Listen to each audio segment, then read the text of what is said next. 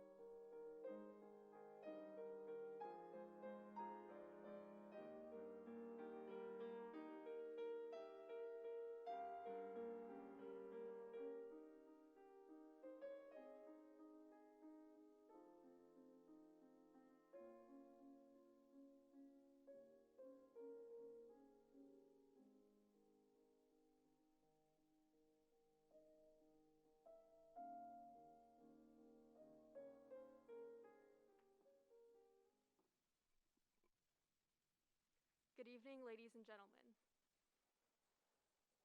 and welcome to the 60th Annual Mount Lebanon High School's chapter of the Cum Laude Society recognition ceremony. My name is Catherine Wilkeson, and I am representing the class of 2021.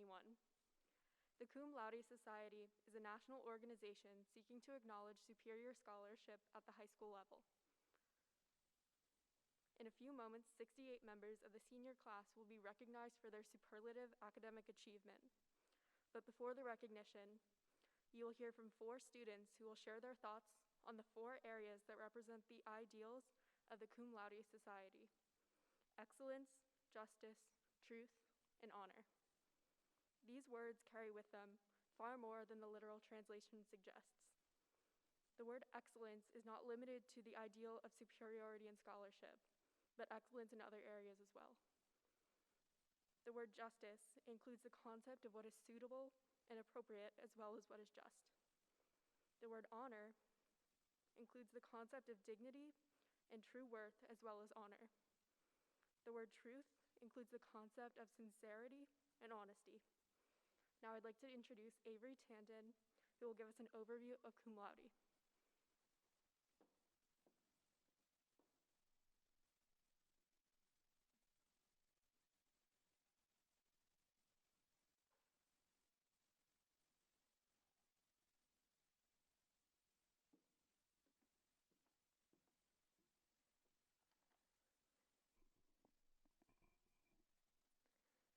In 1906, Dr. Abram W. Harris, director of the Tome School, Maryland, determined that scholastic achievement of students in secondary schools should be accorded as much recognition as that given to other accomplishments.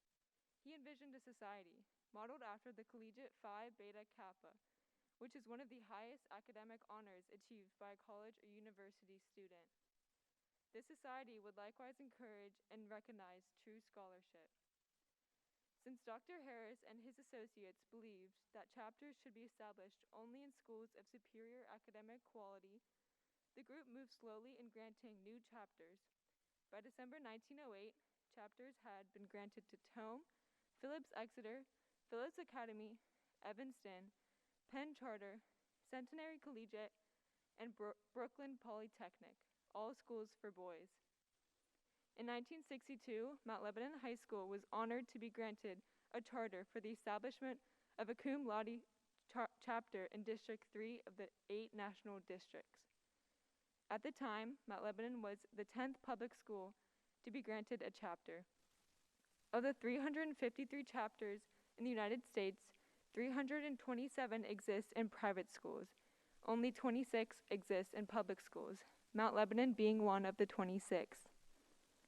Mount Lebanon is the only public high school in Pennsylvania to be granted a chapter.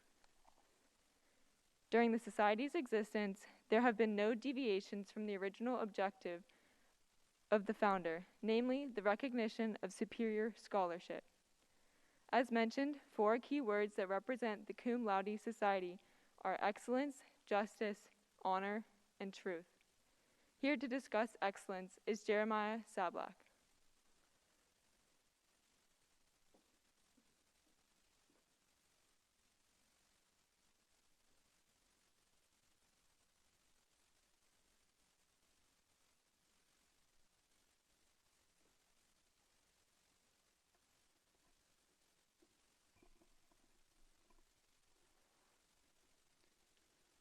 I was talking to my grandparents one day about a man who lives on the farm next door to them.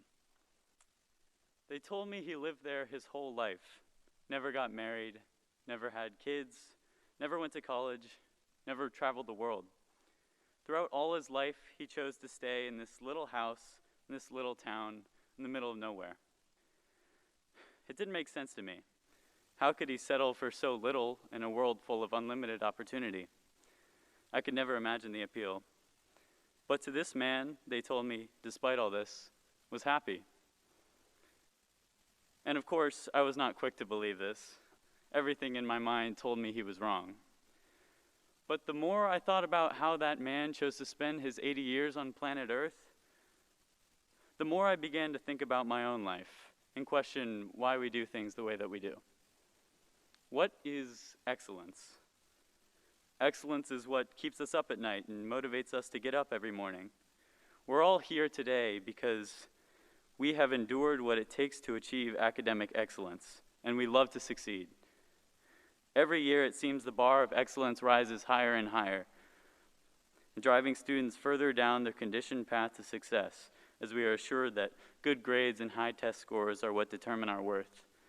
It seems that in a culture so infatuated with success, excellence is often mistaken for fulfillment.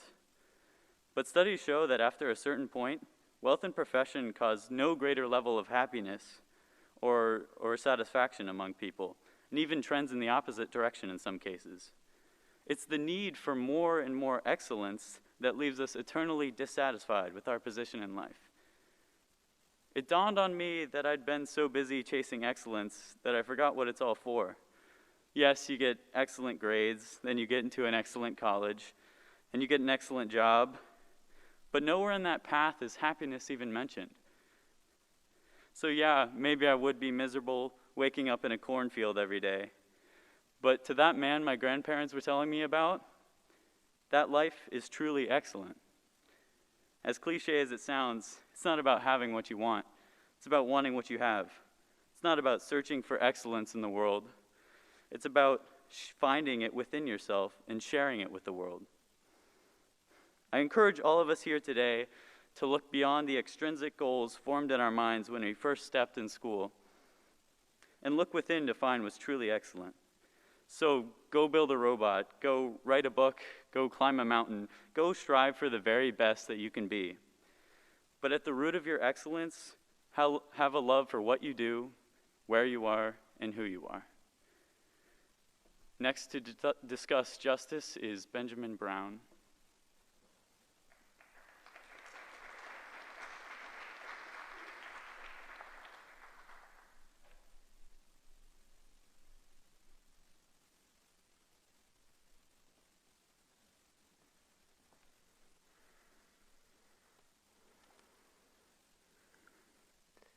I am in an extremely unique position, being able to talk to some particularly talented folks in this room.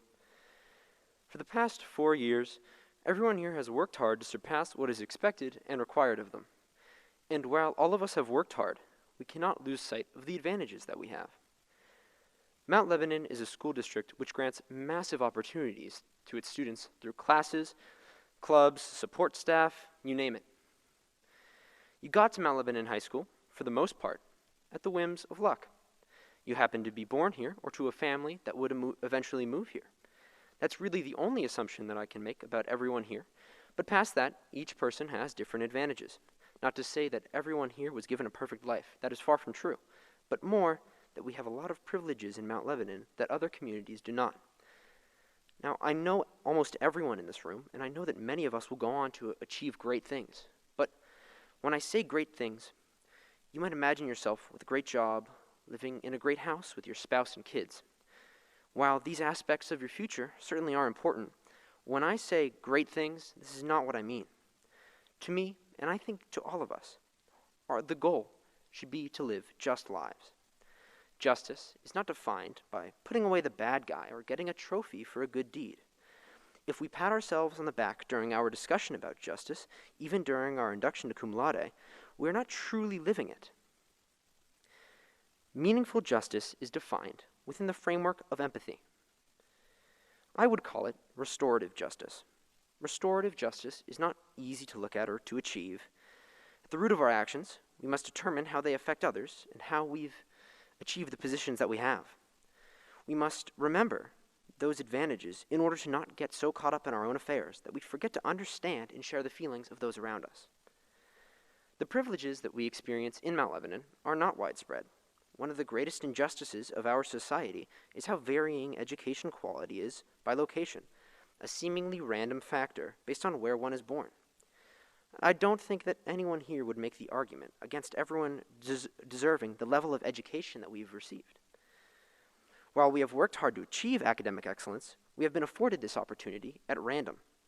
A perfect example of living a just life would be understanding this privilege that we experience and listening to adversely affected communities for their needs, helping them through understanding and empathy. It is immoral to think and act on the notion that we have grabbed our own destiny solely. This school of thought will end up hurting us in the end. It's isolating and lonely. But we are all singular people. I would be extremely surprised and elated if any one of us ever achieved enough influence to make a significant change to any major issue this close to us. It is actually extremely important to not try and fix a large societal issue solely. Usually, those who do this are looked upon unfavorably by history. That attitude often leads to ignorance and self-absorption. To live a just life, you do not need to make a staggeringly large impact. You have to make a personal impact. Even if it is small, like having a conversation about privilege, you will be doing justice. As long as you are empathetic and listen to those around you, you will be doing justice. Your own justice.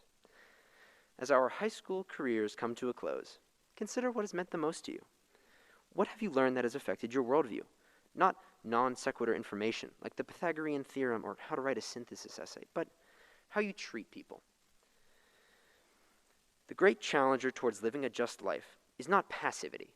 It is pseudo-activity, the urge to be active, participate, and mask nothingness in a non-meaningful way. In each meaningful action you make, analyze if it is in the spirit of empathy. The center of justice is empathy, and it should be the most important lesson you learn, not only in high school, but throughout your whole life. In the next chapter of your life, spend more time listening to others. Do those around you and yourself justice. Here to discuss honor is Susie Huang.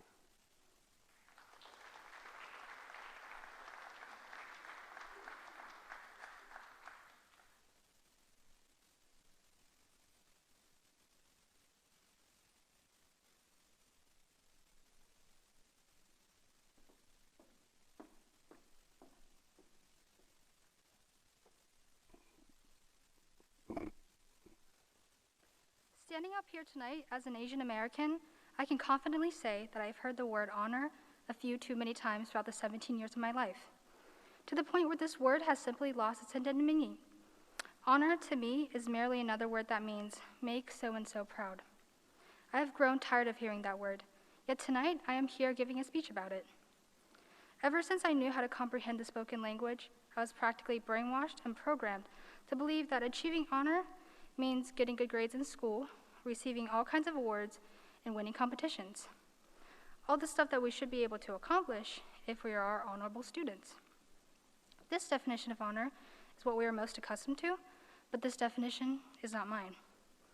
Honor isn't about the good grades in challenging courses, or the praises, or the awards, or the trophies. Although from time to time those proofs of accomplishment are wonderful to have, they should not dictate us as individuals. Every student has achieved academic honor in some way, shape, or form, regardless of whether or not we were given a piece of paper that said so. We are a class of students who are willing to take up challenges, say no when our morals are violated, and be the active listeners, observers, and performers in our society. So do what makes you proud, what draws a smile across your face rather than orienting your life based on what you're told to do, because achieving honor should start within us, by establishing our beliefs and morals and giving ourselves room to be us. Honor is about how we tackle our challenges, go about our days, and build our journeys to our destinations. But because we're all individuals, it is valuable to learn how to value our hard work that we've put into our activities, the sleepless nights we've pulled, and the perseverance and responsibility we've demonstrated. Take time to recognize the potential you have and put that potential into action. But never forget to give yourself credit for the work you do. Even if it wasn't the greatest accomplishment, it will always be our best effort. But there is still more.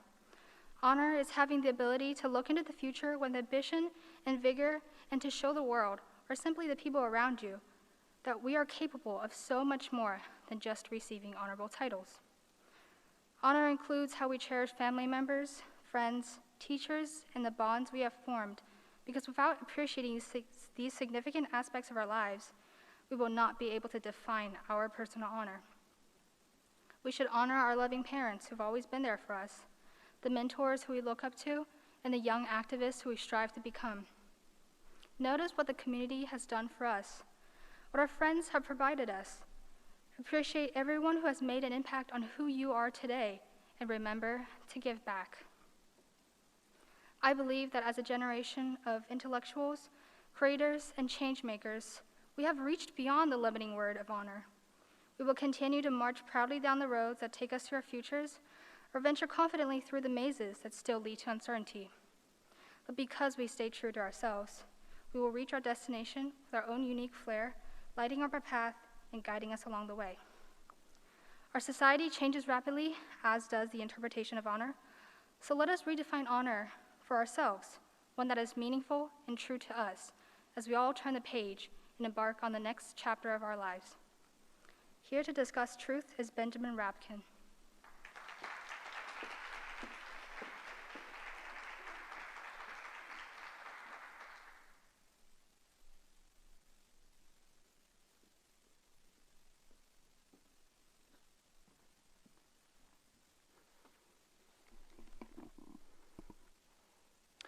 In light of our context tonight, I wanted to take a look at truth and education, because they're often thought of as the same thing. We study with the hopes of furthering our knowledge, whether that be from a mathematical, philosophical, historical, or any number of perspectives, and we engage in these practices rigorously. From the age of 5, we walk this path, learning to strive for enlightenment, slowly arming ourselves with the tools and techniques to find truth in life. It's an expectation not only of Americans, but of nearly every developed nation on earth. Yet we seldom take the moment to step back and ask why. I remember in one of my classes, while finding the roots to some forgotten function, this question came to mind. Why do we care for this curriculum? I don't mean that with vitriol, but truly, why do we need to know these facts? Some aspects of the curriculum are self-evident, of course. Without basic knowledge of math, financial security is an unattainable goal. Sans knowledge of our government, how can we integrate into the system by which we live our lives?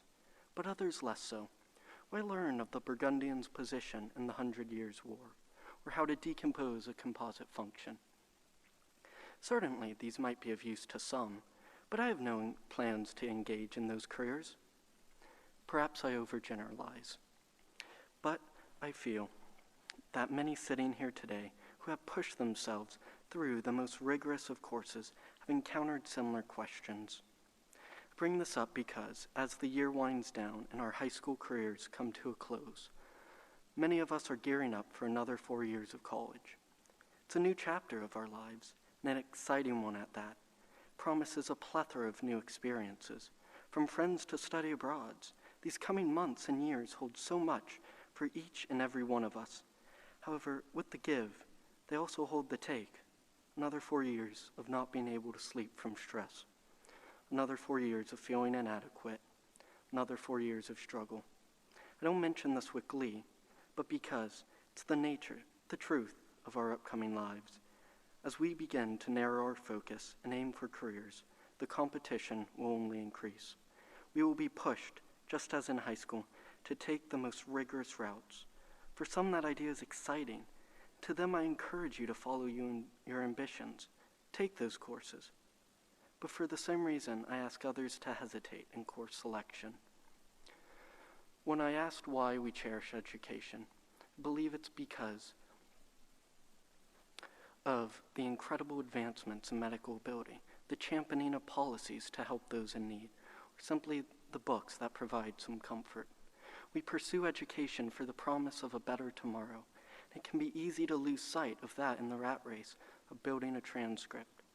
So in these coming years, I ask of us to question whether the challenges of future courses are there to make our lives better, as a vast many will be, as a vast many have been, or whether we are spending our efforts, our time, our lives simply for the grade. I know my speech has tarried on, but I'd like to leave you with Thoreau's words. It's not enough to be industrious, so are the ants. What are you industrious for? This time, I would like to introduce Mr. Joel Thompson, our principal.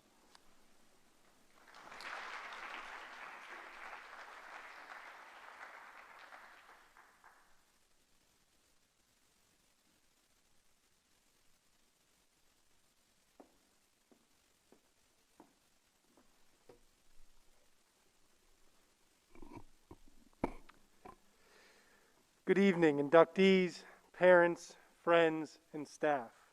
Welcome to the Cum Laude induction ceremony for the class of 2021. My name is Joel Thompson, and I am the principal here at Mount Lebanon High School. It is my sincere honor to be here this evening representing the faculty, staff, and administration as we recognize the exceptional accomplishments of the inductees. Tonight, we pay tribute to our seniors who have demonstrated outstanding academic achievement as well as the drive and dedication to achieve the lofty standards as outlined in the Cum Laude Credo. As we journey through life, we all have received assistance along the way. I am sure that these young men and women are keenly aware that they probably would not have attained this honor without the encouragement, support, and love of family members and friends. For this, and on behalf of the inductees, I want to thank our families and friends for your support and guidance during these high school years. Additionally, these inductees have benefited from the support, expertise, and wisdom of the faculty and staff at our school. Thank you to our staff for being role models to our students. Your contributions are an essential element of what makes Mount Lebanon High School a successful educational institution. To our seniors, your induction into Cum Laude tonight is an acknowledgement of the challenges you have overcome and the tremendous talent and skills that you have revealed over the past 4 years. Your hard work and laser focus on academic excellence helped you navigate this global pandemic and continue to excel. I wish you well as you pursue your future endeavors. Our school, the Mount Lebanon community, and quite frankly our society is counting on you to continue being the leaders you have proven yourselves to be. Regardless of the field that you ultimately decide to employ your talents, you are our future leaders. As leaders, remember the 4 qualities that your classmates spoke about this evening: truth, justice, honor, and excellence. Let these qualities be the ones that guide your future. Preserve and extend onto others these qualities. If you do so, the world will be a better place. Again, congratulations. At this time, please allow me to introduce Ms. Elizabeth Schneider, School Counselor.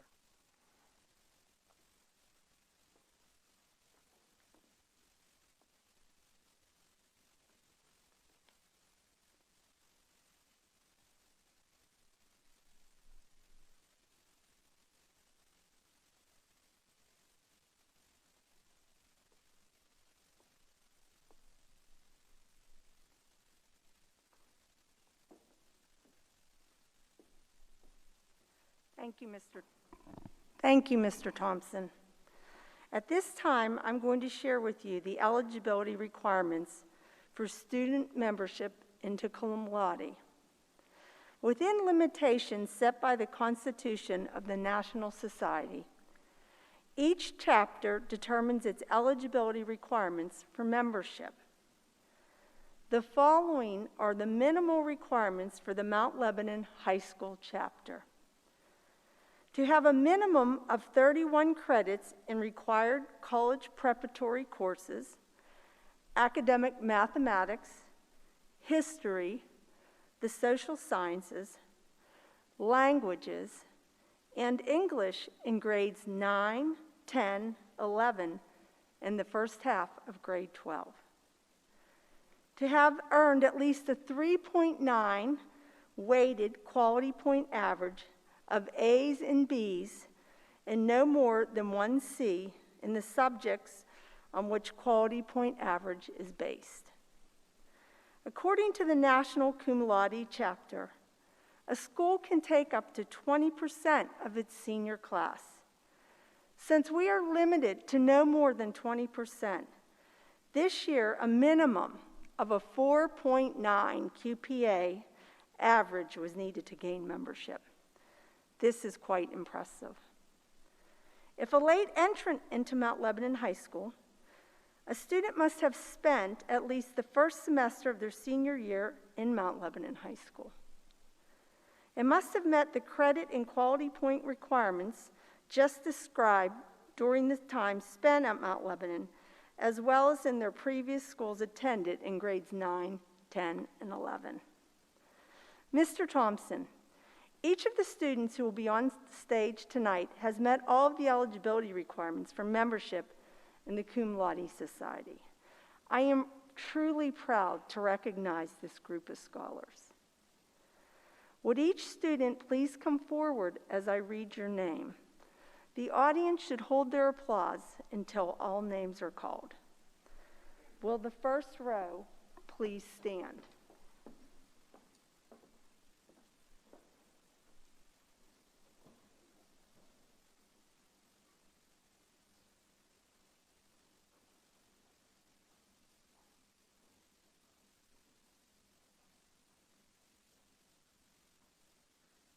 Colin Barrett.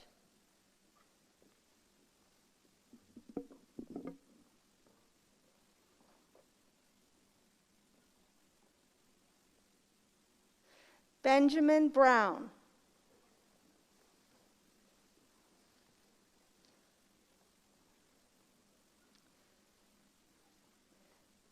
Shiki Huang.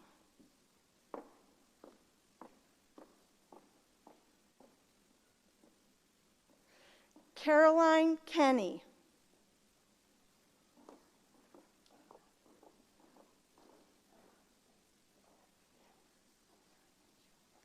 Catherine Maida.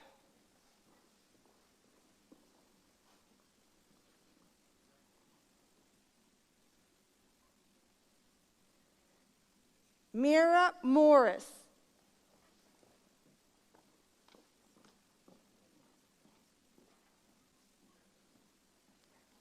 Charlotte Parsons.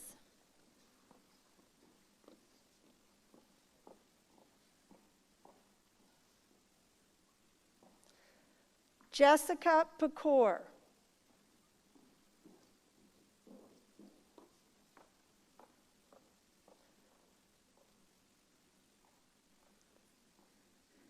Benjamin Rapkin.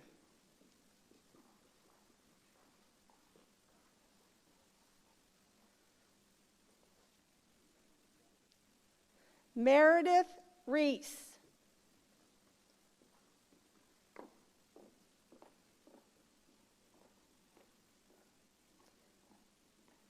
Jeremiah Sablak.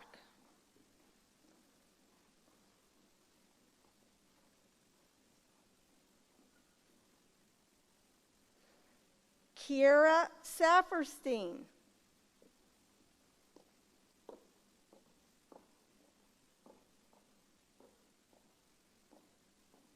Daniel Schroggy.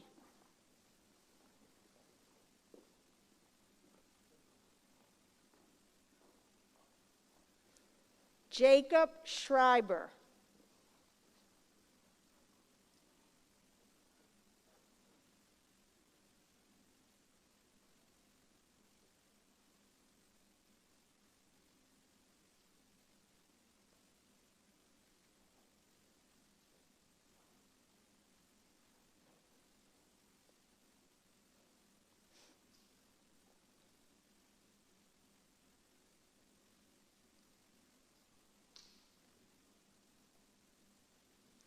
Anna Schwartz.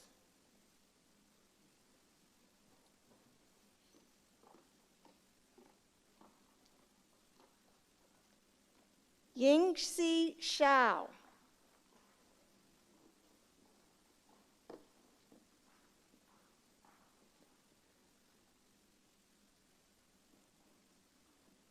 Rachel Short.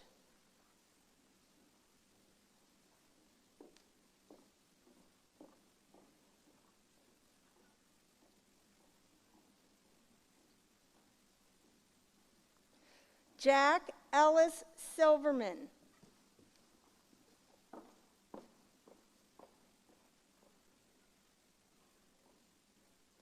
Lydia Slater.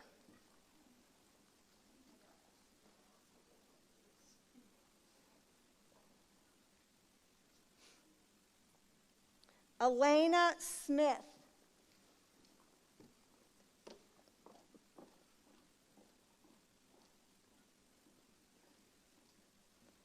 Madeline Snyder.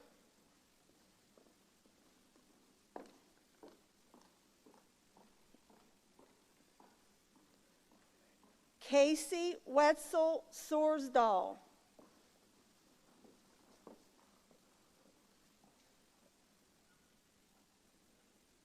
Chloe Spicola.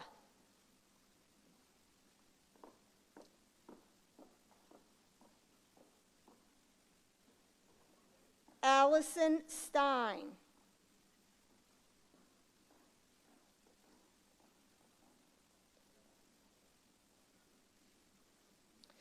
Riley Sweet.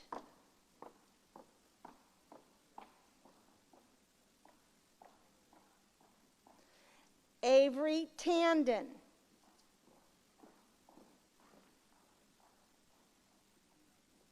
Madeline Tetlow.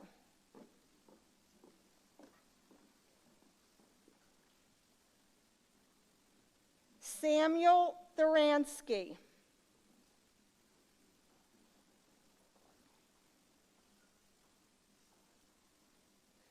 Emma Toussaint.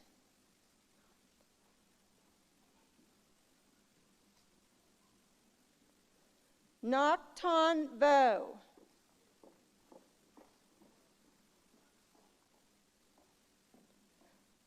Catherine Wilkeson.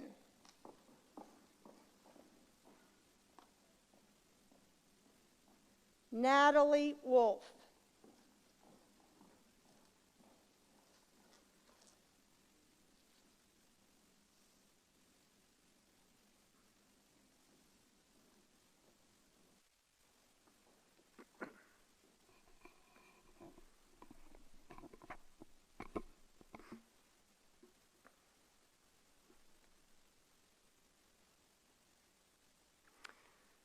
At this time, it is my pleasure to induct the class of 2021 into the Cum Laude Society.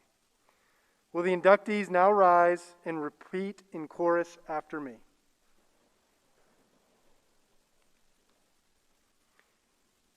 To continue my pursuit of excellence in scholarship and all other endeavors,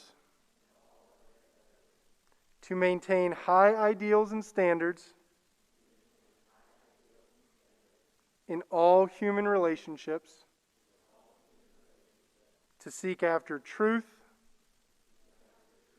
justice, honor, and excellence, and to uphold the status of the Cum Laude Society, I solemnly pledge my deepest devotion. Join me in congratulating Mount Lebanon's newest members of the Cum Laude Society.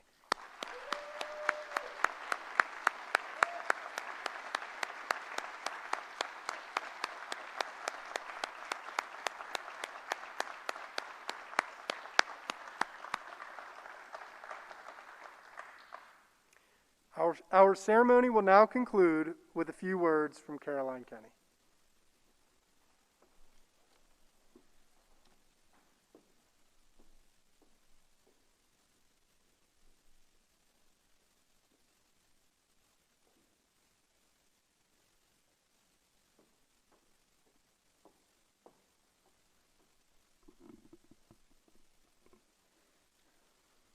Our induction into the Cum Laude Society is an honor for us all. We have each worked incredibly hard over the past 4 years to get where we are today. Everyone at Lebo pushes each other to be our best, and it is no secret that we are academically competitive with one another. While this friendly competition is at the root of the supportive scholarly community that we are so lucky to have, I think I speak for most of us when I say it has also been stressful and overwhelming at times. As you celebrate today, take a moment to reflect on the obstacles you have navigated throughout these past 4 years. Remember those times when it seemed like every teacher decided to schedule a test on the same day, or the weeks when you had so much homework you only got a few hours of sleep per night. Think about the challenge we are living through right now, perhaps one of the greatest some of us have ever had to face. Remember those difficulties, because your perseverance, your determination, is what got you through those rough periods to this ceremony today. If it was easy, everyone would do it. Our ability to strive for excellence, even in the face of adversity, will serve us well for the rest of our lives. And while a number on a piece of paper is technically what earned us a spot here today, are we going to let that number define us? Are we going to let numbers define us for the rest of our lives? Or are we going to recognize the sacrifices that come with that number, and instead define ourselves based on the work behind it? Are we going to instead define ourselves, most importantly, based on our passion for learning? And while we will continue to strive for the pillar of excellence, we must not sacrifice character as a result. Let us aim to uphold the principles of justice, honor, and truth in our daily lives as well. Let us put the well-being of others and ourselves above that number on a piece of paper. Let us honor our own truth, our own story, above numerical measurements of accomplishment. And above all, let us recognize how we got here today. We certainly did not do it alone. On behalf of the students, thank you to all of the wonderful teachers we are so fortunate to have here at Lebo. Every teacher at this school has supported us and helped us grow into the students we are today. And I'm sure that most of us can even think of one or two that have changed our lives. I hope to touch another person's life as much as those teachers have touched mine. Thank you to the guidance counselors and administrators that provided us with the framework and support we needed to be our very best. And I speak for all of the students again when I say thank you to each of the parents and family members for their attendance tonight and their continued support. We realize that we would not be here on this stage this evening without your patience and love. You have always been there for us through challenges and celebrations. You have always been there for us to remind us what is most important at the end of the day. Not the grades we earn, but the people we become. To our teachers, parents, and all who have made us who we are today, thank you for everything. As we conclude the Cum Laude ceremony, please remain seated while the inductees exit to the rear of the auditorium. To allow for transition time for the next ceremony, we ask students to meet their family members in center court and leave the building promptly. Once again, thank you for attending, and congratulations, Lebo.